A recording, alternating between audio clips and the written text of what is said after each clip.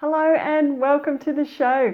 Today it's all about a case study. It's the Moonsamy family's life story called The 17th Suitcase, Vignettes from a South African Family. The show today is brought to you thanks to the Your Family Stories system, which helps you record a loved one's life story. And I'll have some free sections for this at the end, so stay with me. If you are brand new to Forever Young Autobiographies, a big hello from down under here. I'd be really thankful if you could follow, subscribe and like the show, because this is where we learn to write life stories for family and friends so that unique memories can live on. So a little bit of background about this book. This book is a fascinating compilation of life stories, and it's been written by Reverend Samuel Moonsamy and his family. It focuses on their heritage in India, living in South Africa and then moving to America. And underneath all this we have this background of economic struggle, racism and living through apartheid. So some really interesting points here. Now, it's come out on Amazon. You can purchase the book on Amazon, and it's got some very funny stories. It's also got some serious stories, but lots of thought-provoking stories.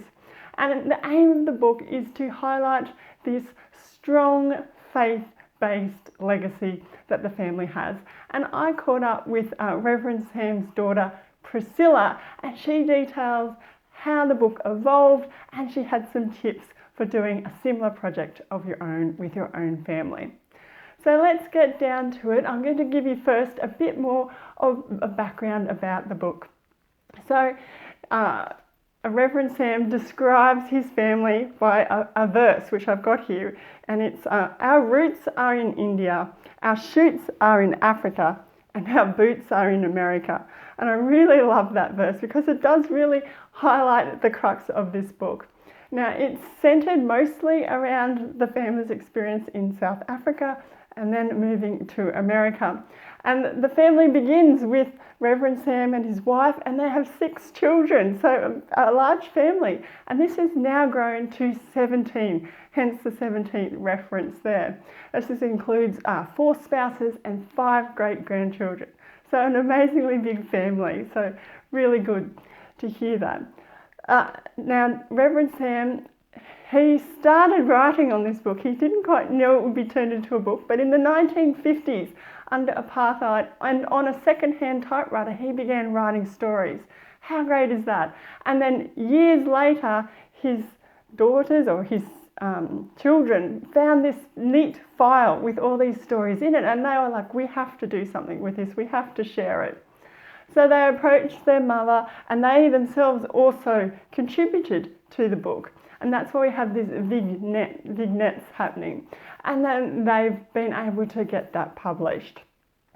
So they've had friends and family support them during this journey, but they were still hesitant to publish to a wider audience. But they have been really humbled by the reaction. It's been #1 in categories on Amazon, and it has made other top-selling lists in Amazon.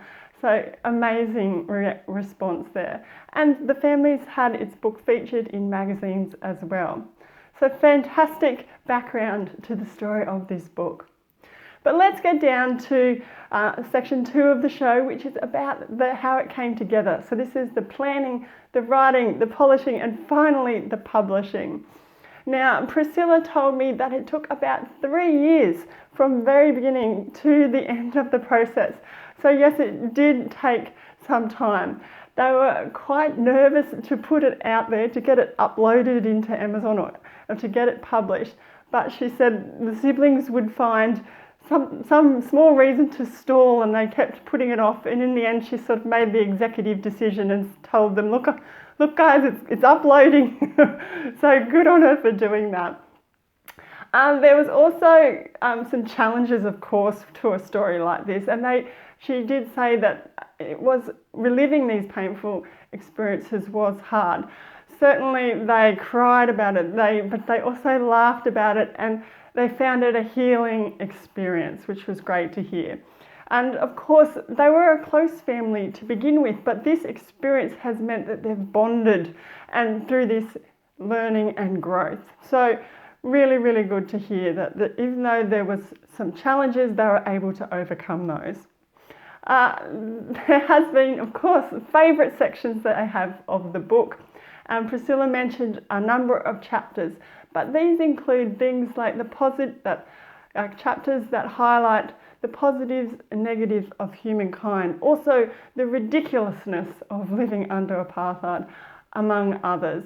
But she's really interested, and the family's really interested to hear your favourite parts of the book. So I thought that was really great that she's keen to hear some feedback. So that brings me to the third part of the show, which is how her family's experience can help you out there do something similar with your family. First of all, Priscilla wanted to highlight the rewards to kind of inspire you to take this step on this journey.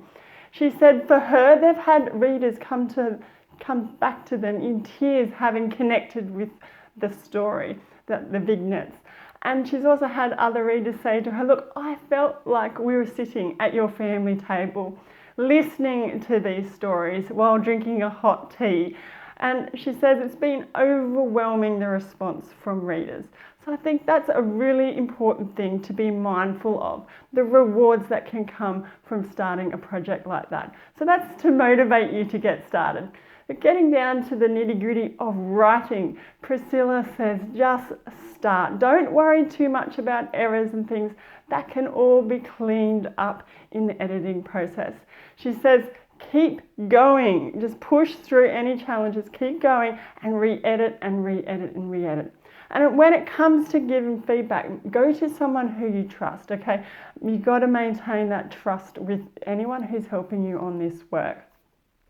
And of course, you need to think about who this book or who this writing is going to be for, and keep that in mind, because that really is a motivating factor. And remember, writing is a journey. Embrace it as a journey.